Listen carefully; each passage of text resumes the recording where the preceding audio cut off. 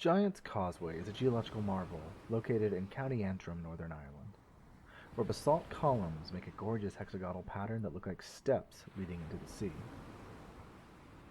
This led the early Irish to come up with some great stories about their formation.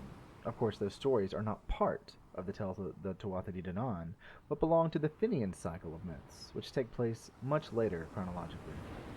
I'm not telling that story, not yet anyway, but that is the setting we are in today's episode. If you ever get the chance, look up Giant's Causeway, or better yet, visit, as soon as quarantine allows. Let's get started. Previously on Goddessy. Free of the Fomorians, Lugh has been tasked with uniting his people by the former king of the Tuatha De Danann, Nuada, whose lack of a left hand prevents him from being king. Turning to his greatest enemy, Turian, Lugh seeks the Dagda, the great chief and druid of their people, and with the help of the Dagda's sons Angus and Medir, now seeks to free the giant from bondage. Welcome to Goddessy, Episode 12, The Giant at the Causeway.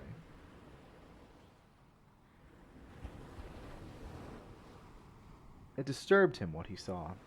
From the hill he spied what looked like 40 fires burning brightly, and around them a host of Fomorian, deformed and normal, monstrous and fearfully normal, dancing there to perverse music, horns and drums. A terrible sight, a disheartening sight.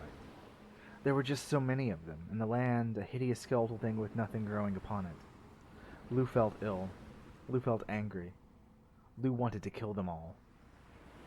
Lugh felt powerless. "They're not bad dancers if you give them a chance," said Angus, whispering. Medir, on the other side of Angus from Lugh, scoffed. "That you dance with them is disgusting, Angus. They're Fomorians." Both brothers were well formed, carrying the same charm inherited from the Dagda, but having separate mothers. Medir, it seemed, was related to Nemid, a war chief of one of the previous invaders of Ireland, and husband to Nenin, a face of the Morrigan. Despite this, he carried no gloom, no cruelty, instead only martial prowess. His strategic mind was keen, and he had created a workable plan from Lugh's ideas. It had been Bowen who suggested they bring Medir, and that worked in their favor. Lugh would rather have Medir than Angus if he could choose between them. "It's easier to slit your enemies' throats when you've broken bread with them, Medir. If you look hard enough, you can find even the right folk among the Fomorians." Lugh shushed them. Where's the club, most importantly? The storied club of the Dagda was here, hidden somewhere in the shadows. Medir scanned the area, trying to make sense of the darkness. The sound of the crashing sea nearby, a loud thing without end, was harsher here than further south in Mee or over in Connacht. It was the deep end of twilight, a blue thing of dark clouds and darker land. There was a ruggedness here, a harshness that made Lugh question sanity. The angles were odd, almost off, yet perfect in a kind of symmetry found only in nature. Yet even here, higher up, he could see them, the hexagonal steps that carried on into the sea. He broke his own rule. "Why is it called that, the Giant's Causeway?" Angus shook his head. "A story not yet told, true or not. A giant made them, for want of conquest. The same giant destroyed this, for fear of reprisal. Let the tale play out in its own time." Medir shot Lugh the same glance he knew he was forming on his face, then shook his head. "Angus is an oddity, grandnephew, so better not to question it. Now look here. Do you see that leather tent there?" Medir pointed, and in the center there was a tall thing flapping occasionally as the wind and mist came upon it. Within he saw it, the club. A long, terrible, gnarly thing, not unlike a shillelagh, unworked yet almost lacquered against time. So naturally was the gleam barely reflected any light. Long and thick at the top, it grew thinner towards the grip, which seemed to become even more gnarly. Past where the Dagda's giant hands lifted it, for who else could even attempt it, there was a depiction, faces at the end of the club, screaming, hideous faces that seemed to make up the rest of the staff, screaming and trying to escape like phantasms. Are the tales true about his club? Angus looked away from it, inspecting the rest of the people down there. "With a swing he can lay low more than a dozen men. Should he wish to revive them, he need but only tap them with the butt of the club. The Dagda's staff has seen more life and death than most see in a lifetime, to say nothing of my giant father himself. Madir spoke next. None of us would be able to carry it. We need to get him to the club, which is quite a trek. Look there at the edge of the world. He pointed, out past the furthest fire, where the silhouette of the man against the sea was visible. The Dagda was nude, his back covered in scars and his hair a wiry, unkempt thing even by the standard Lugh remembered.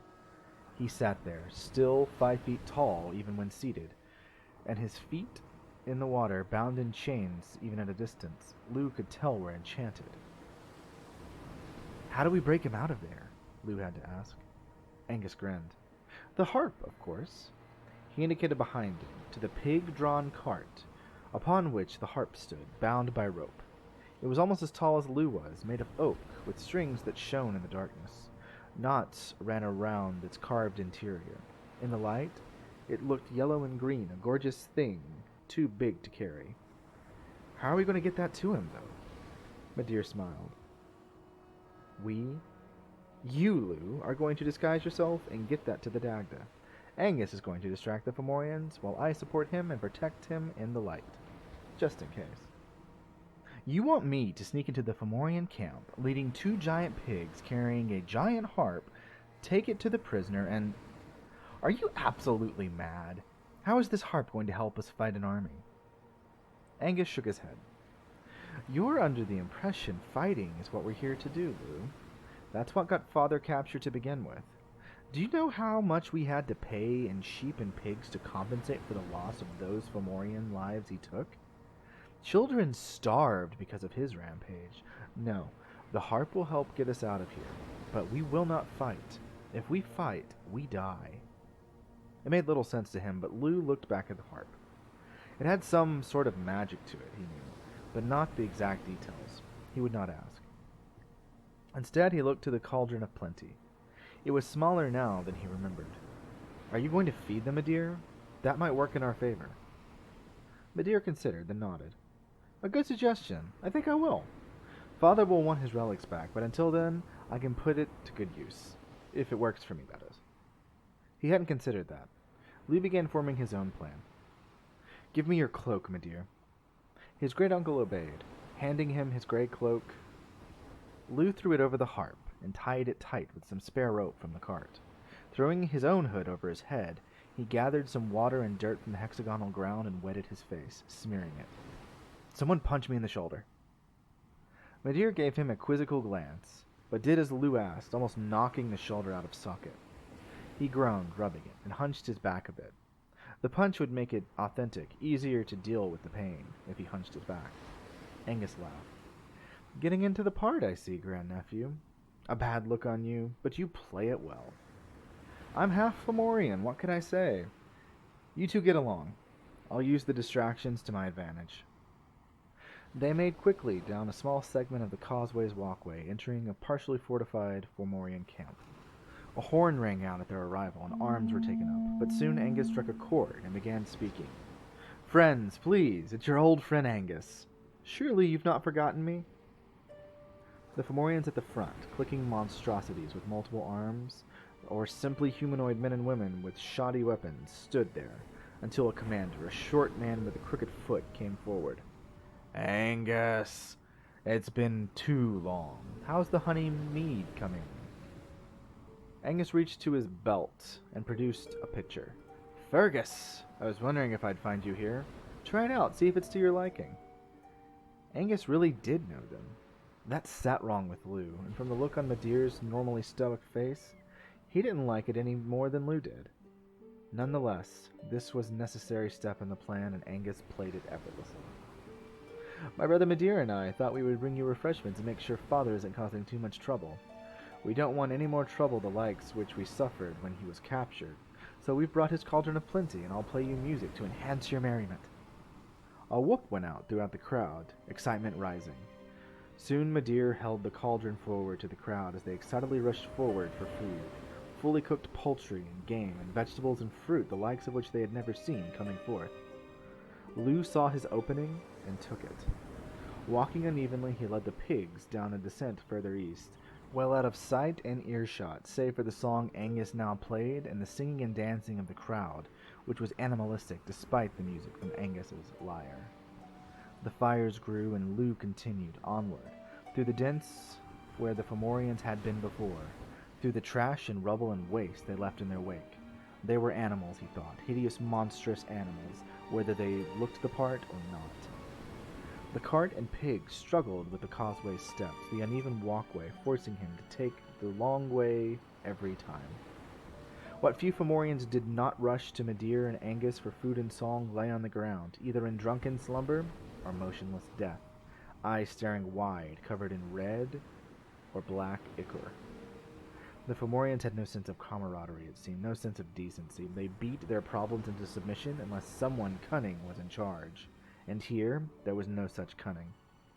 It was a wonder that the Dagda was even alive at all, with this kind of brutality so at the forefront. As they finished eating, the Fomorians renewed their revelry, a rough affair for all involved. The numbers there were equally male and female, regardless of whether they were hideously monstrous or not. Their dances were grotesque, aimless things that seemed to make no sense, no rhythm, no sense of connection to the beat. They ate as they danced, covered in the natural grease of the poultry and meats, and seemed lost in their own world. Lugh continued, his back to them now, dragging the nervous pigs along.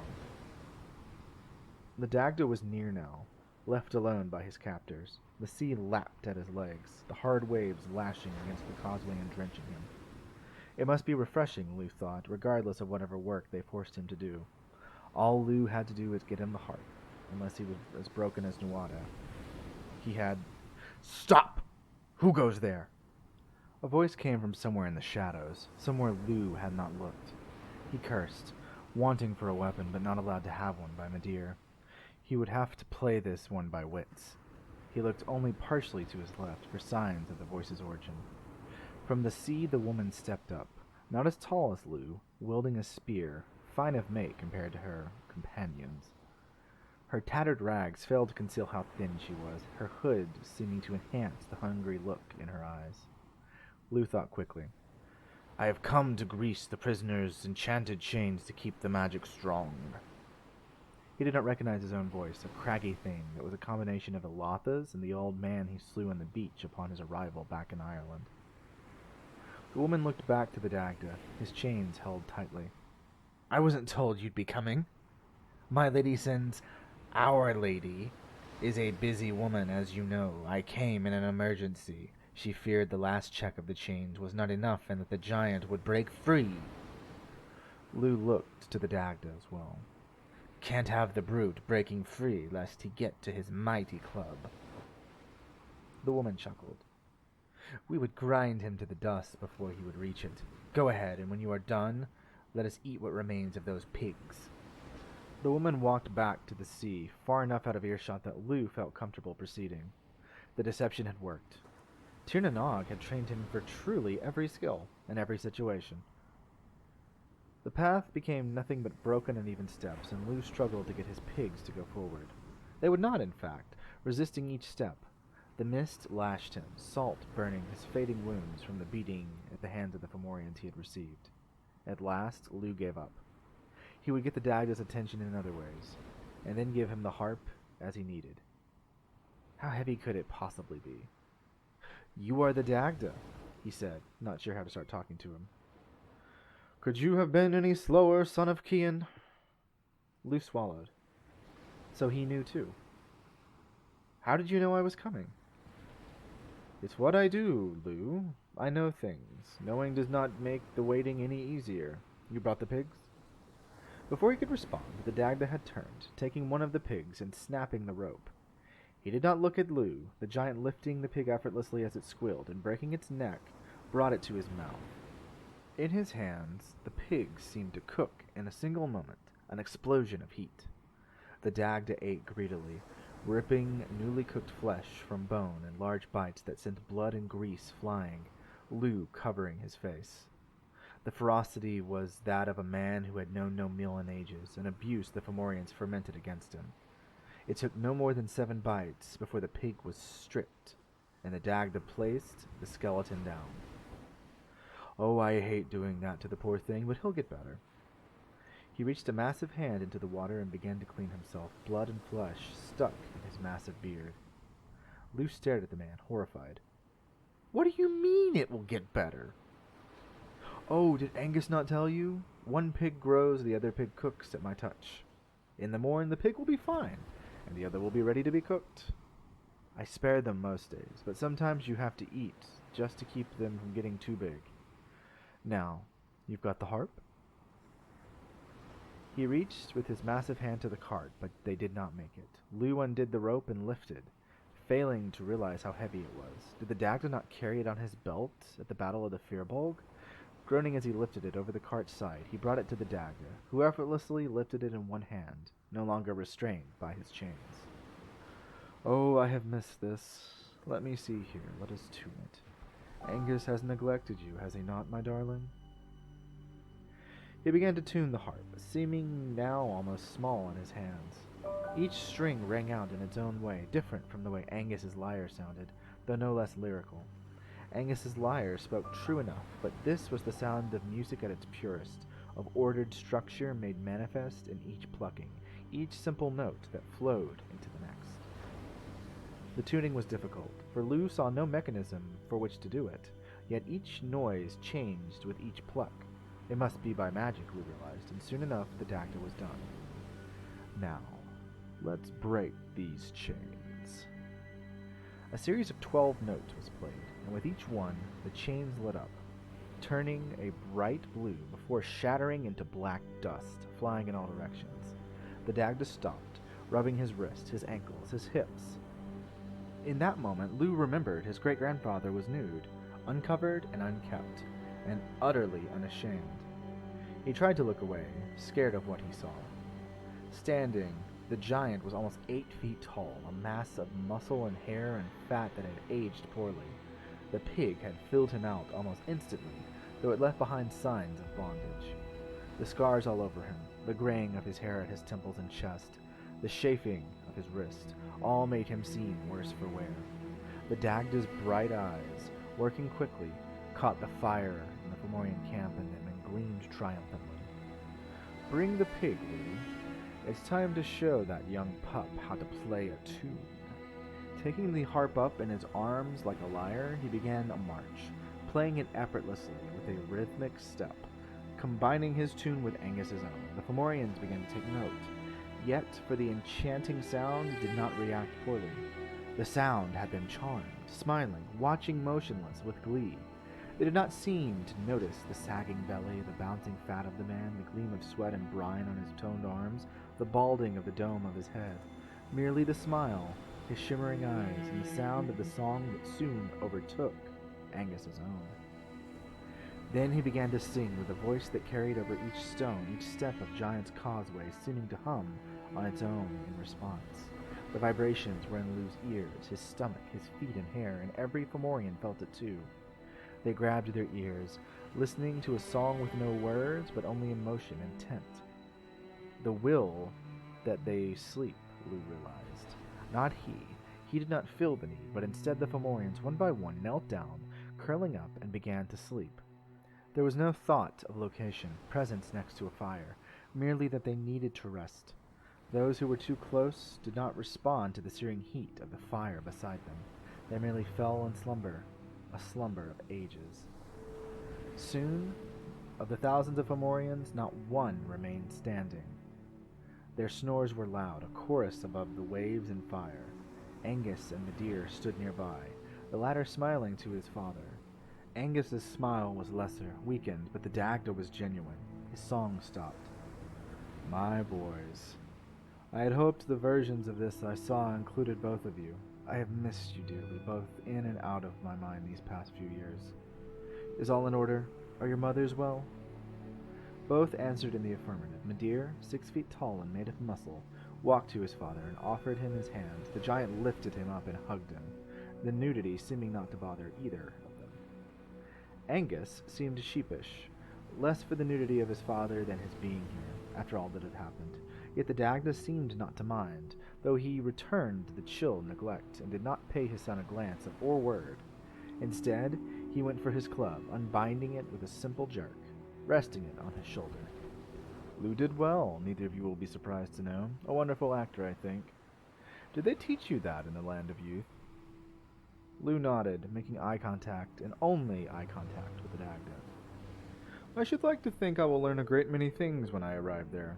But time is of the essence. How long do we have, Lugh? Lugh calculated. I escaped yesterday. Today, Tyrion and I rode to Brunaboyne, and then Angus, Medea, and I rode here. I had 5 days when I escaped. That leaves 3 days, the Dagda interrupted, nodding. Ogma is next, then, and I shall call a meeting of the Druids. After we free Ogma, you must bring word to our people, Lugh. All of them. Lugh did not understand. A giant wave crashed behind them, drenching the sleeping Fomorians. Not one moved, unless pulled by the water. How can I do that?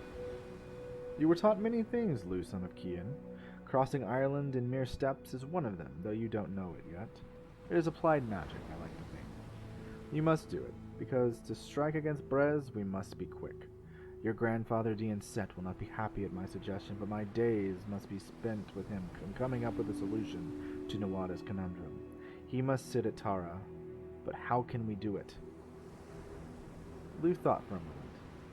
If Nawada's hand is the problem, it must be replaced. The Dagda nodded. Indeed, your grandfather will have more to say on that. He made Nawada a replacement, but it was not enough. Now, I think we should go. Ogma is kept where? Lugh indicated to the south, near the center of the isle, west of the Lugh. Then there we shall go.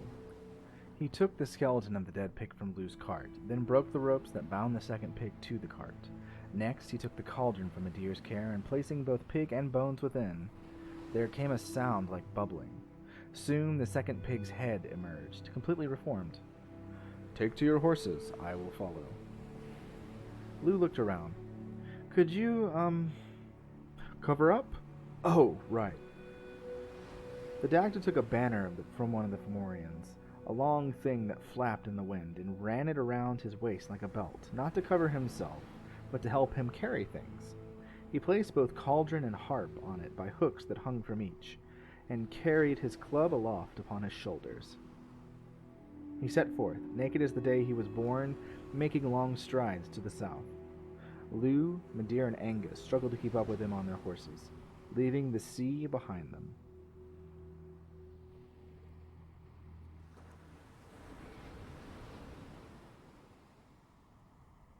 Goddessy is written, researched, and produced by Greg Wright. Additional writing and editing by Sidney Yeager, who sings The Song of the Sea. Music by Scott Buckley, who can be reached at www.scottbuckley.com.au. Additional sounds by Tim Kahn. Want to support the show? Leave a spellbinding review on your podcast service of choice, and then sing the Song of Enchantment to your friends and family. Reapply every 3 to 5 days as needed. Want early access to the new episodes, news, and an audience with the Andana Shi? Support the show on Patreon, which would be super cool of you. Reach out and say hi on social media at The Goddessy Podcast. Links are in the description, and also written on the back of your hand. You don't remember how it got there. Dread is now your companion. Goddessy updates every Monday. See you next week.